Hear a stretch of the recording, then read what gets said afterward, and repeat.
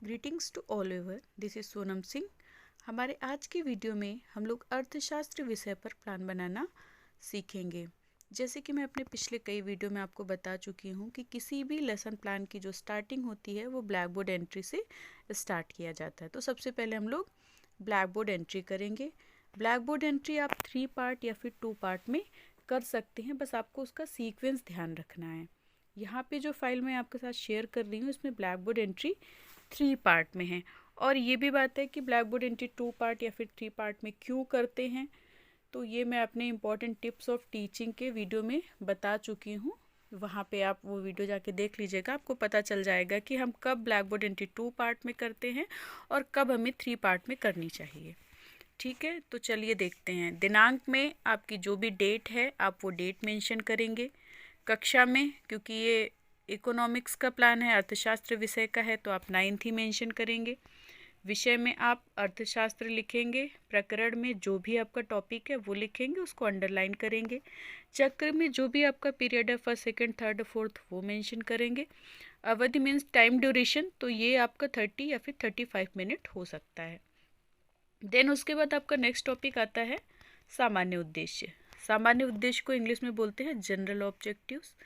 General objective हमेशा आपके subject oriented होते हैं, इसका आप ध्यान रखिएगा। और ये जो है आपके फ्यूचर टेंस के भी होते हैं जनरल ऑब्जेक्टिव और जो आपका स्पेसिफिक ऑब्जेक्टिव, क्योंकि हम प्लान कर रहे हैं ना। जब भी हम प्लान बनाते हैं या ऑब्जेक्टिव डिसाइड करते हैं तो वही ऑब्जेक्टिव हमें गेन करने होते हैं, इसलिए ये फ्यूचर टेंस में होते हैं। और यहाँ पे जो जनरल ऑब्जेक्टिव है, सामान्य उद्देश्य है, ये आपके होते हैं सब्जेक्ट ओरिएंटेड। मीन्स कि अगर आप अर्थशास्त्र के दूसरे भी प्लान बना रहे हैं तो आप सामान्य उद्देश्य जो है वो कंटिन्यू कर सकते हैं, लेकिन जो विशिष्ट उद्देश्य होते हैं वो आपके टॉपिक ओरिएंटेड होते हैं, तो टॉपिक के अकॉर्डिंग आपको चेंज करने पड़ते हैं। और सामान्य उद्देश्य एटलीस्ट आप 4 to 5 पॉइंट मेंशन करेंगे सामान्य उद्देश्य के अंतर्गत। तो आइए देखते हैं। जैसे पहला पॉइंट आपका है छात्रों को आर्थिक जीवन के सिद्धांतों का ज्ञान कराना, छात्रों को अर्थशास्त्र के सामान्य नियमों का ज्ञान कराना। इस टाइप के हैं, मतलब 5 लिखे हुए हैं, आप देख लीजिएगा, पढ़ लीजिएगा, मैं सारे नहीं पढ़ रही हूँ। देन उसके बाद हमारा जो नेक्स्ट स्टेप होता है वो होता है विशिष्ट उद्देश्य। विशिष्ट उद्देश्य को हम लोग 3 पार्ट में डिवाइड करते हैं: ज्ञानात्मक उद्देश्य, बोधात्मक उद्देश्य और क्रियात्मक उद्देश्य। इंग्लिश में हम बोलेंगे विशिष्ट उद्देश्य को स्पेसिफिक ऑब्जेक्टिव। ज्ञानात्मक मीन्स हुआ आपका नॉलेज, बोधात्मक अंडरस्टैंडिंग और क्रियात्मक एप्लीकेशन। इन तीनों के अंदर हमें एटलीस्ट 2 पॉइंट मेंशन करने होते हैं। तो ज्ञानात्मक में देखिए, और ये स्पेसिफिक ऑब्जेक्टिव जो है, विशिष्ट उद्देश्य, आपके टॉपिक ओरिएंटेड होते हैं, आप इस बात का ध्यान रखेंगे। जैसे ज्ञानात्मक में देखिए, छात्र बैंक के बारे में जानकारी प्राप्त कर सकेंगे, करेंगे नहीं, कर सकेंगे। ठीक है, आप ध्यान रखिएगा। कुछ इसमें जो हो सकता है ग्रामेटिकल मिस्टेक हो तो उसका आप ध्यान रखिएगा, आप अपने में करेक्शन कर लीजिएगा, क्योंकि ये एक जो है सैम्पल फाइल है। तो पहला पॉइंट जो आपका है, छात्र बैंक के बारे में जानकारी प्राप्त कर सकेंगे। दूसरा है छात्र बैंक के कार्यों एवं महत्व को समझ सकेंगे। फिर बोधात्मक उद्देश्य में है छात्र बैंक की उपयोगिता समझ सकेंगे। नेक्स्ट पॉइंट है छात्र बैंक का चित्रण कर सकेंगे। देन आपका देखिए यहाँ पे प्रयोगात्मक उद्देश्य लिखा हुआ है, आप प्रयोगात्मक नहीं, आप लिखेंगे क्रियात्मक उद्देश्य। ठीक है, ध्यान रखिएगा, मैं बोल रही हूँ बार बार, आप लिखेंगे इसमें क्रियात्मक उद्देश्य। क्रियात्मक उद्देश्य के अंतर्गत 2 पॉइंट: छात्र बैंक का प्रयोग सरलता से कर सकेंगे। दूसरा है छात्र अपने दैनिक जीवन में बैंक का महत्व समझ सकेंगे। देन उसके बाद आपका नेक्स्ट पॉइंट आता है सहायक सामग्री। सहायक सामग्री में बैंक को प्रदर्शित करता हुआ चार्ट। अब यहाँ पे ये जो बच्चे की सैम्पल फाइल है उसने चार्ट यूज़ किया है। सहायक सामग्री में बेसिकली हमें वो मेंशन करना होता है जो स्पेशल टीचिंग मटेरियल हम यूज़ करते हैं। मींस कि आपका chart, model, realistic object, flash card, ये सारी चीज़ें लिखी जाती हैं। कभी भी आप सहायक सामग्री में चॉक, डस्टर और रोलिंग बोर्ड नहीं लिखेंगे। ठीक है, आप ध्यान रखिएगा, कभी भी आपको नहीं मेंशन करना है, क्योंकि वो तो मतलब हमारी जो बेसिक रिक्वायरमेंट्स होती है कि अगर हम टीचिंग करने जा रहे हैं तो चॉक डस्टर तो होगा ही होगा, तो उसे हमें लिखने की ज़रूरत नहीं है। लिखेंगे हम उसको जो हम स्पेशल टीचिंग मटेरियल यूज़ कर रहे हैं। ठीक है, तो इसमें हम चार्ट, मॉडल या फिर रियलिस्टिक ऑब्जेक्ट जो भी हम यूज़ कर रहे हैं वो हम मेंशन करेंगे। देन उसके बाद हमारा नेक्स्ट पॉइंट आता है पूर्व ज्ञान। तो पूर्व ज्ञान में छात्र बैंक के बारे में सामान्य जानकारी रखते हैं, मतलब कि उन्हें बेसिक प्रीवियस नॉलेज है, लेकिन वो डिटेल में नहीं जानते। डिटेल में वो तभी जानेंगे जब आप पढ़ाएंगे। अब आपका आएगा प्रस्तावना प्रश्न। प्रस्तावना प्रश्न में आप 2 कॉलम बनाएंगे। तो क्योंकि ये एक गर्ल का प्लान है, लड़की का प्लान है, तो इसमें छात्राध्यापिका क्रिया लिखा है। इसका आप ध्यान रखेंगे कि अगर बॉयज़ प्लान बना रहे हैं तो वो लिखेंगे छात्राध्यापक क्रिया, और अगर गर्ल्स प्लान बना रही हैं तो वो लिखेंगे छात्राध्यापिका क्रिया। तो 2 कॉलम बनाएंगे, एक में लिखेंगे छात्राध्यापक या फिर छात्राध्यापिका क्रिया, दूसरे में लिखेंगे छात्र क्रिया। यहाँ पे आपको 3 से 4 क्वेश्चन करने हैं। क्वेश्चन आपस में कोरिलेटेड होने चाहिए, और आप मतलब कोशिश ये करिएगा कि 2 से 3 क्वेश्चन में आपका टॉपिक निकल आना चाहिए। आपका टॉपिक आपको खुद से नहीं बताना है, टॉपिक आपको बच्चों से ही निकलवाना है। लास्ट क्वेश्चन आपका प्रॉब्लमेटिक होता है, लेकिन इसमें भी आप बिल्कुल भी परेशान मत होइएगा। मान लीजिए आपने तो सोचा कि लास्ट क्वेश्चन आपका प्रॉब्लमेटिक होगा, लेकिन अगर बच्चा आंसर कर देता है तो आपको परेशान नहीं होना, कोई बात नहीं। आंसर कर दिया तो अच्छी बात है, नहीं करता है तब भी कोई बात नहीं, आप स्टेटमेंट ऑफ एम अपना अनाउंस कर देंगे।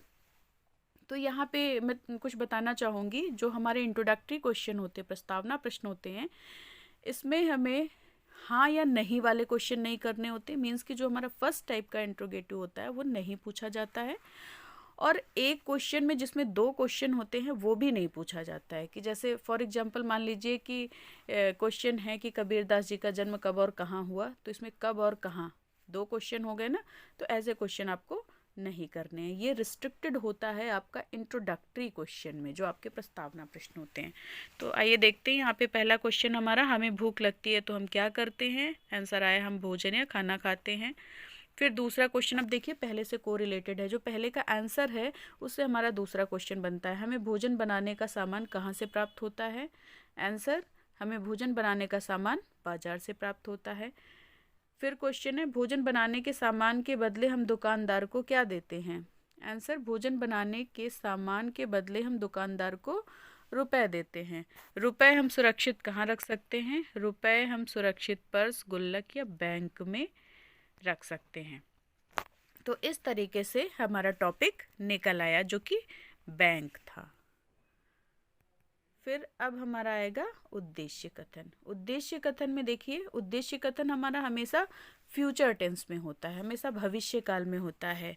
आज हम अर्थशास्त्र विषय के अंतर्गत बैंक के बारे में विस्तृत जानकारी प्राप्त करेंगे या विस्तृत अध्ययन करेंगे। कभी भी आपको ये नहीं बोलना कि आज हम आपको ये पढ़ाएंगे, ठीक है, हमेशा पढ़ेंगे। अब इसके बाद हमारा नेक्स्ट स्टेप आता है प्रस्तुतिकरण, मीन्स की प्रेजेंटेशन। तो ये जो आपका प्रेजेंटेशन होता है, इसमें आपके 5 कॉलम बनते हैं। शिक्षण बिंदु, छात्राध्यापक या फिर छात्राध्यापिका क्रिया, छात्र क्रिया, युक्ति एवं प्रविधि या फिर शिक्षण विधि, और श्यामपट्ट कार्य। अब इसमें शिक्षण बिंदु में देखिए पहले विकासात्मक प्रश्न, मीन्स कि जो डेवलपिंग क्वेश्चन कहे जाते हैं, कि हम एक एक दो क्वेश्चन पुटअप करके अपने कंटेंट को डेवलप करते हैं। एक तो तरीका ये होता है। दूसरा तरीका वो होता है कि जिसमें हम डायरेक्टली अपना टीचिंग पॉइंट लिखते हैं और अपने टॉपिक को एक्सप्लेन करते हैं। ठीक है, तो आप दोनों तरीके को यूज कर सकते हैं। अभी मैं ये प्लान शेयर कर रही हूँ, अगर मुझे टाइम मिलेगा तो मैं दूसरे तरीके का भी फॉर्मेट आप लोग के साथ शेयर करूँगी, लेकिन फ़िलहाल आप ये देख लीजिए, और इस तरीके से आप अर्थशास्त्र विषय का प्लान बना सकते हैं। तो देखिए पहला विकासात्मक प्रश्न, हमारी दैनिक आवश्यकताएं क्या हैं। छात्र अनुक्रिया, हमारी दैनिक आवश्यकताएं भोजन, वस्त्र तथा आवास है। शिक्षण विधि में प्रश्नोत्तर विधि। अब यहाँ पे टीचिंग पॉइंट लिखा गया बैंक का अर्थ, बैंक शब्द, फिर मतलब टॉपिक को एक्सप्लेन किया गया। स्टूडेंट एक्टिविटी में छात्र जो है ध्यानपूर्वक सुनेंगे। युक्ति एवं प्रविधि में व्याख्यान विधि है। और श्यामपट्ट कार्य जो बहुत इम्पॉर्टेंट चीज़ें हैं, बस आपको वही एक दो चीज, मतलब बहुत ज़्यादा आपको ब्लैक बोर्ड वर्क नहीं करना। जो आपको लगे कि बहुत इम्पॉर्टेंट है, इसको लिखने की ज़रूरत है, तो वही आप ब्लैक बोर्ड पे लिखेंगे। और 30 या 35 मिनट के प्लान में एटलीस्ट आपको 4 टीचिंग पॉइंट रखने चाहिए। फिर हमारा देखिए नेक्स्ट टीचिंग पॉइंट है बैंक की परिभाषा। उसके बाद जो प्यूपिल टीचर है वो एक्सप्लेन करेगी, स्पष्टीकरण देगी। ये देखिए, और इस जब हमारा ये स्टेप हो रहा होगा तो उस टाइम पे छात्र जो है वो ध्यानपूर्वक सुनेंगे। और युक्ति एवं प्रविधि में हमारा वही होगा व्याख्यान विधि। फिर हम एक विकासात्मक प्रश्न करेंगे, एक या दो भी आप कर सकते हो, ऐसा जरूरी नहीं कि आप एक ही करिए। इस प्लान में एक है तो आपको एक ही करना, आप 2 प्रश्न भी कर सकते हैं। फिर हमारा नेक्स्ट टीचिंग पॉइंट आएगा। फिर उसमें देखिए प्यूपिल टीचर एक्सप्लेन करेगी, स्टूडेंट जो है वो ध्यानपूर्वक सुनेंगे, युक्ति एवं प्रविधि में व्याख्यान विधि होगा। और मैंने बताया ही कि ब्लैक बोर्ड वर्क में आपको जो है, जो बहुत इम्पॉर्टेंट आपको लगे, बस वही चीज़ें मेंशन करनी, बहुत ज़्यादा आपको नहीं लिखना है। फिर आप देखिए ये जो सेकंड नंबर का कॉलम है, ये पीपल टीचर एक्टिविटी है। इसमें पीपल टीचर एक्सप्लेन करेगी या करेगा, जो भी है। मैंने बताया ही कि अगर बॉयज़ प्लान बना रहे हैं तो फिर वो अपने जेंडर के अकॉर्डिंग चेंज कर लेंगे, गर्ल्स बना रही हैं तो वो अपने अकॉर्डिंग चेंज करेंगी। देन उसके बाद हमारा आता है बोध प्रश्न, जिसको हम बोलते हैं कॉम्प्रिहेंसिव क्वेश्चन। कॉम्प्रिहेंसिव क्वेश्चन का मतलब ये होता है कि अब तक हमने जो पढ़ाया है उससे रिलेटेड ही हम बच्चों से क्वेश्चन पूछते हैं। और यही वो स्टेप होता है, जैसे कि हम इसके पहले जितना भी पढ़ा रहे हैं उसमें चाहे हमने जितना भी ब्लैक बोर्ड वर्क किया है, लेकिन हम उसमें से कुछ भी नहीं कहेंगे बच्चों को कि अपनी कॉपी पे नोट कर लीजिए। लेकिन ये जो बोध प्रश्न है, बोध प्रश्न के जो हम आंसर लिखेंगे वो हम बच्चों को नोट करने के लिए बोलेंगे। देखिए यहाँ पे 4 क्वेश्चन हुए हैं, जितना पीपल टीचर ने पढ़ाया उससे ही 4 क्वेश्चन किए, और यही आपके लिखे जाएंगे जो आपका श्यामपट्ट सारांश होगा। श्यामपट्ट सारांश के अंदर ये देखिए, पहला जो क्वेश्चन था, बैंक शब्द की उत्पत्ति किस भाषा से हुई, तो पहले का आंसर बैंक शब्द की उत्पत्ति लैटिन शब्द बंका से हुई। फिर दूसरा क्वेश्चन आपका बैंक शब्द का क्या अर्थ है, तो बंका का अर्थ मनी एक्सचेंज टेबल है। फिर तीसरा क्वेश्चन आपका बैंक की परिभाषा बताइए, तो देखिए यहाँ पे बैंक की परिभाषा लिखी हुई है। फिर चौथा क्वेश्चन बैंक के प्रमुख कार्य बताइए, तो चौथे का आंसर बैंक के कार्य।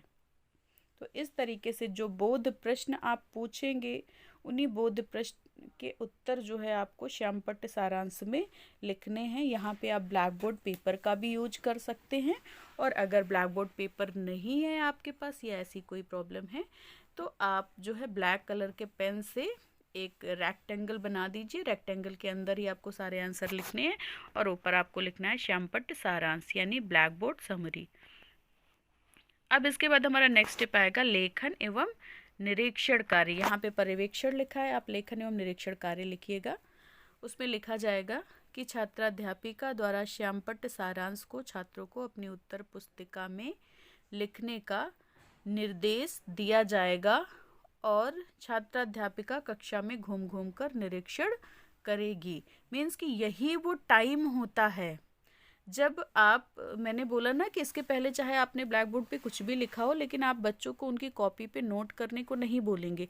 लेकिन ये जो कॉम्प्रिहेंसिव क्वेश्चन के आंसर आप लिखते हैं, ब्लैक बोर्ड समरी करते हैं, इसमें आप बच्चों को बोलेंगे कि वो इस वर्क को अपनी नोटबुक में नोट कर लें। और यही वो टाइम होता है जब प्यूपिल टीचर पूरी क्लास का ऑब्जर्वेशन करता है। मतलब कि आप हर बच्चे के पास तक जा सकते हैं, आप अपनी पूरी क्लास में टहल सकते हैं, बच्चों को ऑब्जर्व करेंगे, देखेंगे, अगर किसी को कोई प्रॉब्लम हो रही तो आप उनकी हेल्प करेंगे।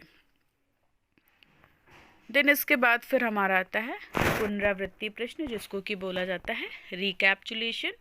रिकैप्चुलेशन में भी आप 4 से 5 क्वेश्चन करेंगे। पुनरावृत्ति प्रश्न का मतलब भी यही होता है कि अब तक आपने जितना पढ़ाया है, बच्चों को कितना समझ में आया, उनकी नॉलेज को टेस्ट करने के लिए हम जो है एक तरीके से इवैल्यूएट करने के लिए हम कुछ क्वेश्चन करते हैं उनसे। तो ये क्वेश्चन जो है आप ट्रू फॉल्स भी कर सकते हैं, फिल इन द ब्लैंक्स भी कर सकते हैं, वन वर्ड आंसर में भी कर सकते हैं, या एमसीक्यूज के फॉर्म में भी कर सकते हैं। तो एज यू विश, आप जैसा करना चाहे आप कर सकते हैं। 4 से 5 आप क्वेश्चन इसमें लिखेंगे।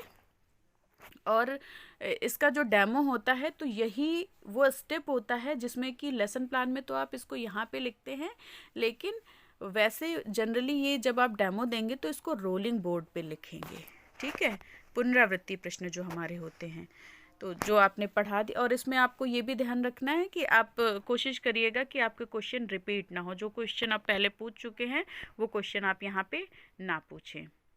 तो इस तरीके से ये पुनरावृत्ति होता है। और फिर आपका लास्ट स्टेप आता है गृह कार्य। गृह कार्य में भी आपको ध्यान देना है कि एक बार में आप केवल एक ही गृह कार्य देंगे, बहुत सारा गृह कार्य आपको बच्चों को नहीं देना है। तो आई होप कि आप लोगों को इकोनॉमिक्स का प्लान समझ में आ गया होगा कि अर्थशास्त्र विषय का प्लान आप कैसे बनाएंगे।